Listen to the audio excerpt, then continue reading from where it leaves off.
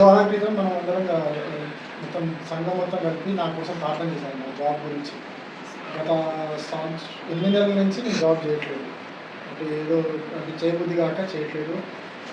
దేవుడిలో వాడబడాలని నేను ఎంచుకున్న పని అట్లా అంటే నాకు అనుకూలంగా ఉన్న పని ఎంచుకొని నేను దేవుడి టైం ఇచ్చేటట్టు దాని ప్రకారంగా నేను అంటే ఎవరిని డిపెండ్ కాని పని నేను చేసుకుంటున్నాను ఈరోజు.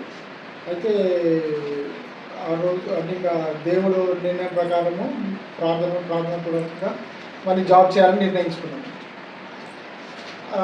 3 వారాల క్రితము మొత్తం చర్చ్ అంతా కలిసి ఆ రోజు ప్రార్థన చేశాను. నా గురించి ప్రార్థన చేసిన కరెక్ట్ నెక్స్ట్ రోజే సోమవారం రోజు ఇంటర్వ్యూ ఉంటున్నది నాకు ఒక కోటక్ మహీంద్రా దాంట్లో.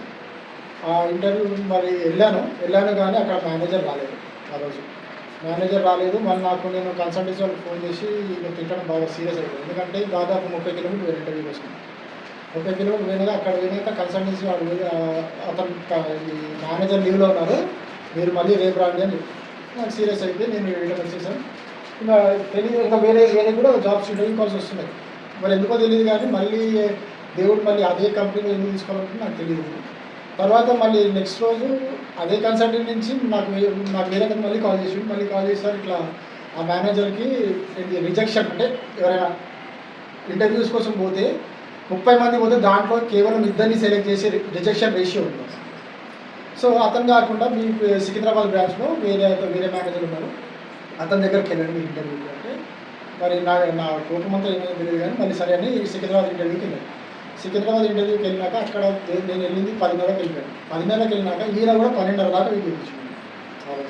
10 మినిట్స్ అని కూర్చోబెట్టి 12:30 దాకా వెయిట్ చేయించిన తర్వాత ఇంటర్వ్యూ తీసుకున్న తర్వాత నన్ను ఇంకా ఇంటర్వ్యూలో సాధారణంగా అంటే జాబ్ చేసేటప్పుడు నువ్వు ఏం సాధించవాలి అంటే నా సర్టిఫికేట్స్ అన్నీ నాకు ఇచ్చిన అవార్డ్స్ అన్నీ చెప్తే సరే అది తీసుకున్నాను. ఎందుకంటే టెస్ట్ చేయడానికి నిజంగా చేయాలనుకుంటున్నా. ఎందుకంటే ఇంకోటి ఏంటంటే నేను లాస్ట్ జాబ్ చేసి 3 సంవత్సరాలు, ఈ 3 సంవత్సరాలు గ్యాప్ ఉంది. ఈ గ్యాప్ వల్ల ఏంటంటే ఏ కంపెనీ సాధారణంగా ఉద్యోగం ఇవ్వదు, అంత జల్దీగా ఉద్యోగం ఇవ్వదు. అయితే ఇతను నన్ను పరీక్షించడానికి మనకు ఏమో తెలియదు కానీ వెళ్ళి సర్టిఫికేట్ తీసుకురాను. మళ్ళీ 22 కిలోమీటర్లు ఇంటికి వచ్చి సర్టిఫికేట్ తీసుకొని మళ్ళీ రిటర్న్ పోయితే అతను సర్టిఫికేట్ చూసిండు. ఇంకోటి ఏంటంటే పాత కంపెనీ రికార్డ్ అడిగాడు. ఆ రికార్డ్ లేదు అది కానీ ఉందని చెప్పి ఆ రికార్డ్ లేదు. మళ్ళీ రిటర్న్ పోయి అన్ని సర్టిఫికేట్స్ అన్ని చూపించిన తర్వాత సెకండ్ రౌండ్లో చూపించిన తర్వాత మరి రికార్డ్స్ ఏమైనా మీరు చేసిన బిజినెస్ రికార్డ్స్ ఏమైనా అంటే అవి కనిపించట్లేదండి అని చెప్పిన. సరే నేను నీ మాట రూపంలోనే తీసుకుంటున్నాను, రికార్డ్స్ ప్రూఫ్ ఏమో పెట్టాను. సరే ఓకే అన్నాడు. ఆ తర్వాత ఈ రౌండ్ ఓకే, నెక్స్ట్ మీకు రీజనల్ హెడ్ ద్వారా ఇంటర్వ్యూ ఉంటుంది, అది వాళ్ళ కాన్ఫిడెన్స్ ఇంటర్వ్యూ చేయండి, అది సెలెక్ట్ అయిపోతే ఓకే మనం ఫర్దర్గా ప్రొసీడ్ అయ్యామని చెప్పింది. ఇది అయిపోయింది. మళ్ళీ ఒక హాఫ్ అన్ అవర్లో మళ్ళీ రీజనల్ హెడ్తో ఇంటర్వ్యూ అయింది. అక్కడ కూడా కేవలం 2 నిమిషాల నుంచి 5 నిమిషాలు మాట్లాడి ఆయన కూడా సెలెక్ట్ చేసిన తర్వాత మళ్ళీ హెచ్ఆర్ దగ్గర సెలెక్షన్ ప్రాసెస్ అయిపోయింది. సో హెచ్ఆర్ దగ్గర అంటే job వచ్చేసినట్టు 100% job వచ్చేసినట్టే.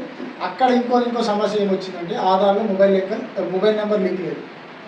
ఆధార్లో mobile number link లేనందుకు అతను ఏమన్నాడంటే మీకు ఆధార్ ప్యాన్ కూడా లింక్ లేదని చెప్పి ఈ డాక్యుమెంటేషన్ కూడా మళ్ళీ పెండింగ్ పడిపోయి మళ్ళీ ప్రాబ్లం అన్నీ చేస్తున్నాము. మళ్ళీ మొన్న ఇప్పుడు శుక్రవారం రోజు ఆధార్ ప్యాన్ లింక్ మెసేజ్ వచ్చేసింది, వాళ్ళకి ప్రాసెస్ చేయడం జరిగింది, అంతా ప్రాసెస్ జరిగింది. రేపు నాకు ఆఫర్ లెటర్ వాళ్ళు రిలీజ్ చేస్తారు. అది శాలరీ ఎంత అనేది ఇంకా ఎవరికి తెలియదు. హెచ్ఆర్ కూడా ఏం చెప్పలేకపోతున్నాడు. ఎందుకంటే 3 సంవత్సరాల గ్యాప్ ఉంది కాబట్టి మనం కూడా ఎక్కువ ఎక్స్పెక్ట్ చేయలేము. కానీ దేవుడు స్థుతి ఏంటంటే అదే కంపెనీలో, ఎందుకంటే వేరే ఇంటర్వ్యూ కూడా వెళ్ళినా కానీ అదే కంపెనీలో ఆయన నన్ను తీసుకోవాలని చూస్తున్నాడు. మరి అక్కడ ఏ కార్యం చేయాలనుకున్నా తెలియదు కానీ దాని గురించి ఎదురు చూస్తున్నాను. ఇంకోటి ఏంటంటే ఇక్కడ ఈ కంపెనీలో సిబిల్ స్కోర్ లేకుండా ఎంప్లాయీస్కి జాబ్ ఇవ్వరు. 730 మినిమం సిబిల్ స్కోర్ ఉండాలి. 730 సిబిల్ స్కోర్ ఉంటేనే ఆ కంపెనీలో జాబ్కి అర్హత. నా సిబిల్ స్కోర్ 650 అయినా కూడా నాకు ఆ కంపెనీలో జాబ్ ఇవ్వడం జరిగింది. దేవుడు